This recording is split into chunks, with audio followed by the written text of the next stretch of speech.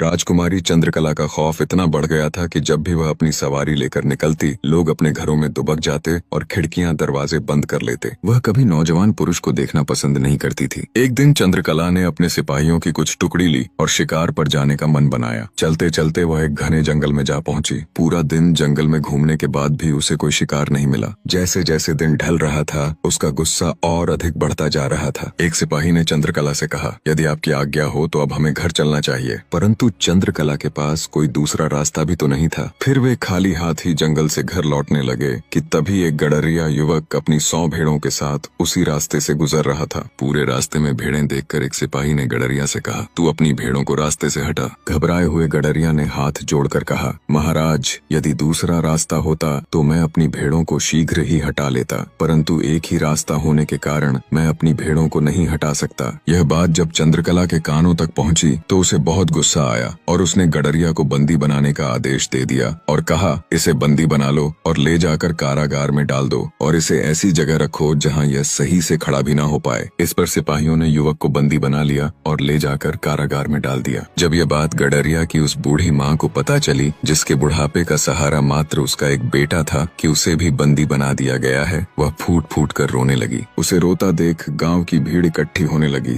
परंतु राजकुमारी चंद्रकला के खिलाफ कोई बोल भी नहीं सकता था। वहाँ पर खड़े सभी लोग कहने लगे, हो ना हो, तेरे बेटे की ही कुछ न कुछ गलती होगी। परंतु बूढ़ी माँ को पूरा विश्वास था कि उसका बेटा कोई भी गलती नहीं कर सकता। उसने गांव वालों की बातों को नजरअंदाज किया और चंद्रकला के महल में जा पहुंची। जब उसने चंद्रकला से यह बात कही, बेटी, तुम मेरे बेटे को छोड़ दो, उसकी कोई गलती नहीं है। यदि तुम चाहो तो उसकी जगह पर मुझे बंदी बना लो, पर मेरे बेटे को छोड़ दो। इतना सुनते ही राजकुमारी अत्यंत क्रोधित हुई और कहा, यदि तेरे बेटे की कोई गलती नहीं है तो इसका मतलब मेरी गलती है। मैंने उसको बिना किसी गलती के बंदी बना रखा है। अब तो यही ढिंढोरा पूरे नगर में पीट कर आई होगी, मेरे प्रति लोगों को भड़काया होगा। अब जब तू इतना कह रही है तो दंड की हकदार तो तू भी है। सिपाहियों, इसे ले जाओ और इसे तब तक कोड़े लगाओ जब तक यह अधमरी न हो जाए। परंतु उनमें से एक सिपाही समझदार था। उसे उस बूढ़ी महिला पर दया आ गई और उसने उसे मारना उचित नहीं समझा और चुपके से छोड़ दिया। वह तुरंत वहां से चल दी और कई दिनों के बाद वह राजा विक्रमादित्य के राज्य में जा पहुंची। जो भी उसके साथ बीती थी वह सब उसने राजा विक्रमादित्य के सामने कह सुनाई। विक्रमादित्य ने कहा, हे माता, आप चिंता न करें, आप यहीं मेरे अतिथि गृह में मेहमान बनकर रहें और मैं जा रहा हूँ आपके बेटे को लेने, और जब तक मैं उसे छुड़ा नहीं लूंगा तब तक मैं भी वापस नहीं आऊंगा। इतना कहकर विक्रमादित्य वहां से चल दिए और द्वार पर जाते ही एक दरबारी से कहा, जाओ जाकर अपनी राजकुमारी चंद्रकला से कह दो उससे मिलने राजा विक्रमादित्य आए हैं। दरबारी ने जैसे ही विक्रमादित्य का नाम सुना वह भागा और राजकुमारी से कहा, द्वार पर एक व्यक्ति आया है, वह अपने आप को राजा विक्रमादित्य बता रहा है और वह आपसे मिलना चाहता है।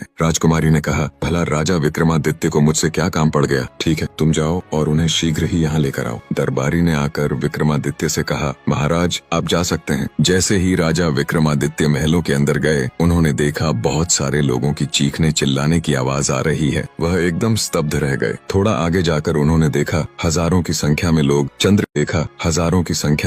चंद्रकला के कैद खाने में कैद हैं और चीख चिल्ला रहे हैं और कभी कभी रोने लगते हैं। इस सब को नजरअंदाज कर विक्रमादित्य आगे बढ़ते रहे। एक दासी उन्हें चंद्रकला के कक्ष में ले गई। विक्रमादित्य ने जैसे ही चंद्रकला को देखा वह उसकी तरफ देखते ही रह गए, क्योंकि चंद्रकला इतनी सुंदर थी कि उसके पीछे कोई भी जान दे सकता था। चंद्रकला ने विक्रमादित्य से आने का कारण पूछा। विक्रमादित्य ने बताया, मेरे आने का मात्र एक कारण था, परंतु तुम्हारे महल के अंदर आते हुए मुझे कुछ अजीब सा महसूस हुआ। बहुत सारे लोगों की चीखने और चिल्लाने की आवाज आ रही थी। इसका कारण क्या है? चंद्रकला बोली, हे राजा, तुम्हारी बुद्धिमत्ता और साहस के बहुत सारे किस्से सुने हैं मैंने, क्या तुम खुद नहीं पता लगा सकते? विक्रमादित्य ने कहा, वह सब तो बाद में, परंतु पहले मैं जिस कार्य के लिए आया हूँ वह सुनो। तुमने एक बूढ़ी माँ के बेटे को बंदी बना रखा है, उसे छोड़ दो, क्योंकि उस बूढ़ी महिला के बुढ़ापे का सहारा मात्र वही एक बेटा है। चंद्रकला ने कहा, उसने मेरा रास्ता रोकने का दुस्साहस किया है। विक्रमादित्य ने कहा, चंद्रकला, मैंने उसकी माँ को वचन दिया है, मैं उसको लेकर आऊंगा। अब यदि तुम उसे ऐसे नहीं छोड़ोगी तो मुझे कोई दूसरी युक्ति अपनानी पड़ेगी, परंतु मैं उसे यहाँ से लेकर ही जाऊंगा।